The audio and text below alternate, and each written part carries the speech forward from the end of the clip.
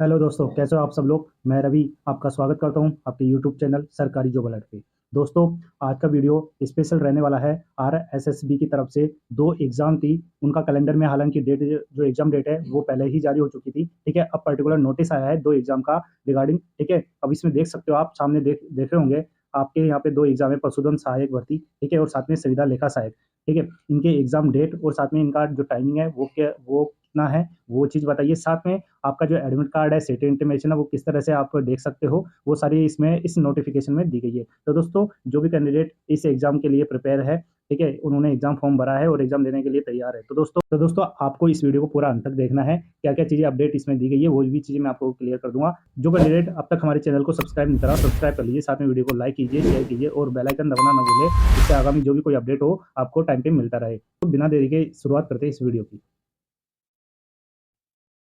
तो दोस्तों, आप देख सकते हो आपके सामने नोटिस आया है। ठीक है, एग्जाम मैंने बताई दिए, दो एग्जाम है आपकी। एक तो पशुधन सहायक भर्ती, ठीक है, साथ में आपका संविदा लेखा सहायक भर्ती 2024। दोनों ही भर्ती 2024 की है। साथ में इनका जो आवेदन है, इनकी यानी इनके जो ऑनलाइन एप्लीकेशन फॉर्म जब आपसे आवेदन लिए थे, उनकी डेट भी आपकी यहाँ पे सेम थी, 11 दिसंबर। ठीक है, 11 दिसंबर 2024। और भर्ती आपकी 2024 के दिसंबर में ही पूरा कैलेंडर जब जारी हुआ था उस टाइम में ही फिक्स हो गई थी। ठीक है, अब दोस्तों इसमें आपकी एग्जाम डेट है वो कैलेंडर के थ्रू आपको बता दी गई थी, साथ में आपके यहाँ पे भी अलग से नोटिस आ गया है। ठीक है, पहली बात करेंगे पशुधन सहायक भर्ती की, जो इसकी एग्जाम लगेगी 13 जून 2025 को। ठीक है, इसके बाद में संविदा लेखा सहायक, उसकी एग्जाम लगेगी 16 जून 2025 को। आपकी पशुधन सहायक भर्ती जो वो 13 जून को आयोजित होने वाली है, उसका जो टाइमिंग है वो रहेगा आपके शाम का 3 बजे से लेके 6 बजे तक। ठीक है, आपके 3 घंटे की आपकी ये एग्जाम चलेगी। वहीं पे 16 जून को जो आपकी संविदा लेखा सहायक भर्ती की एग्जाम है, उसका टाइमिंग रहेगा सुबह 10 बजे से लेके 1 बजे तक का। तो दोस्तों, यहाँ पे 3 घंटे की ये एग्जाम लगेगी, दोनों ही एग्जाम एक 3-3 घंटे की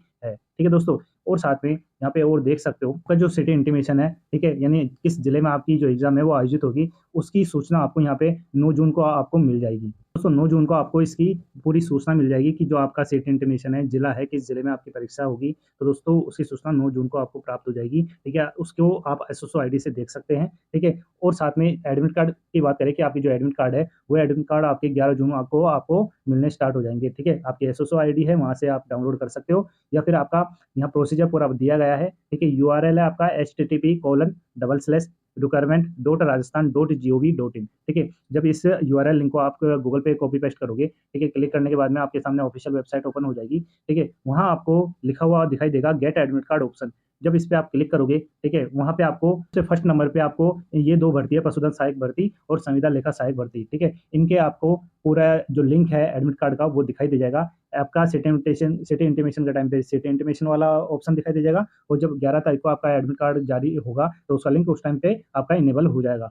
ठीक है, इस तरह से आप अपना एक तो जिला, जिस जिले में आपकी परीक्षा आयोजित होने वाली है उसकी सूचना, और साथ में एडमिट कार्ड की सूचना, ये दोनों आप प्राप्त कर सकते हो इस तरह से। ठीक है, या फिर आप अपना एसएसओ आईडी है, ठीक है, आप अपना एसएसओ आईडी में यूजर आईडी और पासवर्ड डाल के आपको लॉगिन करके भी आप ये दोनों चीजें देख सकते हो। ठीक है, इसके बाद में दोस्तों यहाँ पे और दिशा निर्देश दिए गए हैं जो आप एक स्टूडेंट को एग्जाम से पहले जानना बहुत जरूरी है। ठीक है, पहली बात तो इसमें जो लिखा हुआ है मैं पहले ही बता देता हूँ कि आपको जो भी एग्जाम सेंटर है हो आपका, जिस जिले में आपका एग्जाम हो, तो दोस्तों आपको जो आपका सेंटर हो वहाँ पे आपको 2 घंटे पहले पहुंचना है। ठीक है दोस्तों, अब दोस्तों आपकी 3 घंटे की एग्जाम है, ठीक है, और 2 घंटे आपको बुलाया जा रहा है। तो दोस्तों, बहुत लोग इस चीज में ऐसा सोचते हैं कि 2 घंटे जाके क्या करेंगे। तो दोस्तों, उनको मैं बता देना चाहता हूँ, 2 घंटे इसलिए होता है कि आप पे पहली बात, जिस भी सेंटर, जहाँ भी आपका सेंटर हो वहाँ आप टाइम पे पहुंच जाए। ठीक है, क्योंकि ट्रैफिक का कोई अता पता नहीं होता। ठीक है, आप ट्रैफिक में फंस जाए, आपका एग्जाम छूट जाएगा, इसलिए आपका 2 घंटे पहले बुला लिया जाता है। और उसमें से भी 1 घंटे जब आपका टाइमिंग होता है, मान लो सुबह 10 बजे आपका एग्जाम स्टार्ट होने वाला है, और 2 घंटे पहले यानी आपका 8 बजे आपको बुला लिया जाता है, जिसमें 1 घंटे आपकी एंट्री का टाइम होता है। ठीक है, आप 1 घंटे में आपकी एंट्री ली जाती है। ठीक है, सेंटर में आपको अंदर लिया जाता है। उसके बाद में जब 1 घंटा और बच जाता है, यानी आपके 9 बजते ही आपका जो सेंटर का गेट है, ठीक है, वो गेट बंद कर दिया जाता है। उसके बाद में किसी भी स्टूडेंट को अंदर नहीं लिया जाता। इसलिए बोल रहा हूँ दोस्तों, आपको 2 घंटे पहले ही पहुंच जाना है, जिससे आप 1 घंटे में आपको जो जो चीज़ें आपको जरूरत है, ठीक है, आप मान लो एडमिट कार्ड नहीं निकलवाए तो उस टाइम एडमिट कार्ड आराम से निकलवा लो। ठीक है, जल्दबाजी ना हो, इसलिए आप पहले ही टाइम पे पहुंच जाए। इसलिए यहाँ पे आपको 2 घंटे पहले पहुंचने के लिए आपको बोला है। साथ में आपको जो पासपोर्ट साइज फोटो है, ठीक है, हालांकि पहले फुल साइज में मिलती थी, अब यहाँ पे 2.5 x 2.5 सेंटीमीटर की मांगी गई है। तो दोस्तों, किसी के पास अगर बड़ी फोटो हो तो उसको काट के यूज लिया जा सकता है। अगर आप नहीं भी खिंचवा लेते हो इस साइज में तो भी ज़्यादा अच्छा है। ठीक है, क्योंकि काफ़ी एग्जाम है उनमें यूज आ जाएगी आपकी। इसके बाद में दोस्तों यहाँ पे आपको बॉल पेन का यूज़ लेना है, ठीक है? इसके बाद में और चीज़ें देख लेते हैं और बहुत सारी चीज़ें हैं जो आपने कई बार एग्ज़ाम दिए हैं, तो क्या अलाउ होता है, क्या नहीं अलाउ होता है, इन चीज़ों का आपको पूरी चीज़ें पता है। मेन एक चीज़ और अपडेट काफ़ी एग्ज़ाम में मैं हर बार बता देता हूँ, ठीक है? मैं वापस इस चीज़ को बता देता हूँ कि आपके एग्ज़ाम में, ठीक है? अब 5 ऑप्शन आएँगे, ठीक है? ए, बी, सी, डी, ई, ठीक है? ये आपके 5 ऑप्शन आएँगे, है ना? 5 ऑप्शन में से आपके 4 ऑप्शन रहेंगे आपके मेन, ठीक है? जिसमें आपको जो आपका क्वेश्चन है उसमें से कोई आंसर आपको सेलेक्ट करना होगा 4 में से, ठीक है? पाँचों ऑप्शन की बात करते हैं दोस्तों, पाँचों ऑप्शन इसमें ये इसलिए रखा गया है कि अगर आपको कोई क्वेश्चन नहीं आ रहा, ठीक है? तो आपको उसको पूरा फिल करना है, ठीक है? इसका मतलब यही है कि जितने भी आपके क्वेश्चन हैं, मान लो 100 क्वेश्चन आपके पेपर में आ रहे हैं, 100 क्वेश्चन में आपने मान लो 60 करे, 70 किए, ठीक है? जो आपको बिल्कुल एक्यूरेसी के साथ आ रहे हो या आप तुक्का लगा के जो भी जिस भी आपने मेंटल एबिलिटी के हिसाब से आपने जो 100 में से आपने 60-70 क्वेश्चन कर दिए। अब रिमेनिंग जितने भी क्वेश्चन बचते हैं, मान लो 30 क्वेश्चन बचते हैं, तो दोस्तों 30 क्वेश्चन में आपको ये जो पाँचों ऑप्शन है वो पूरा फिल करना है, ठीक है? ये ज़रूरी है।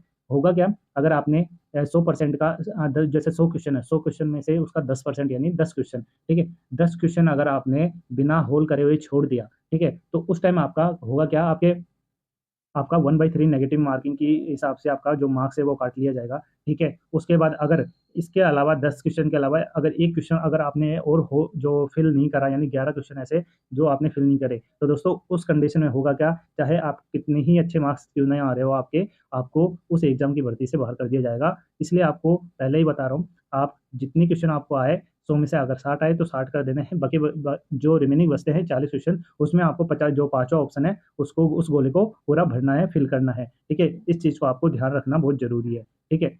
ये चीज़ आपको ध्यान रखनी है क्योंकि होता लास्ट में होगा क्या, बहुत सारे कैंडिडेट है, वो क्वेश्चन अटेम्प्ट करने के चक्कर में इन चीज़ों को ध्यान नहीं देते और लास्ट में इनके जो क्वेश्चन छूट जाते हैं विद ऑनर फिल करे हुए, ठीक है? इसलिए उनका रिज़ल्ट रुक जाता है।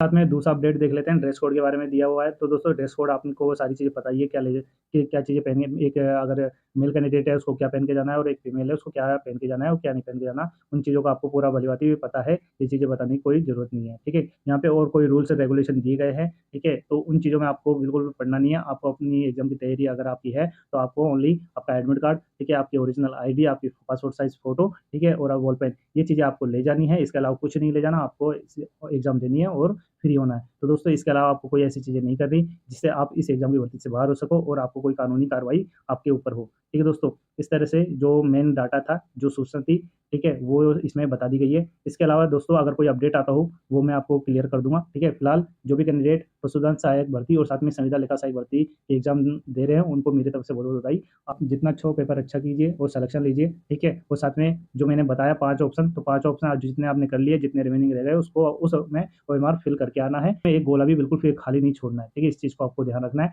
ठीक है? इस चीज़ का जो आपका रिज़ल्ट है, जब आपका रिज़ल्ट आएगा, मेरिट लिस्ट जारी होगी फर्स्ट, उसमें आपको मैं बताऊँगा कि ये चीज़ें बताने के बावजूद भी कितने कैंडिडेट हैं जिन्होंने ये गलतियाँ करी है, ठीक है? डेफ़िनेट है, ये गलतियाँ करेंगे स्टूडेंट मेरे बताने के बावजूद भी। मैं ही नहीं बताता, जितने भी जो बताने वाले हैं, यूट्यूब पे बहुत सारे चैनल हैं, अच्छे-अच्छे बड़े-बड़े चैनल हैं, उन्होंने भी ये चीज़ खूब बताते हैं, ठीक है?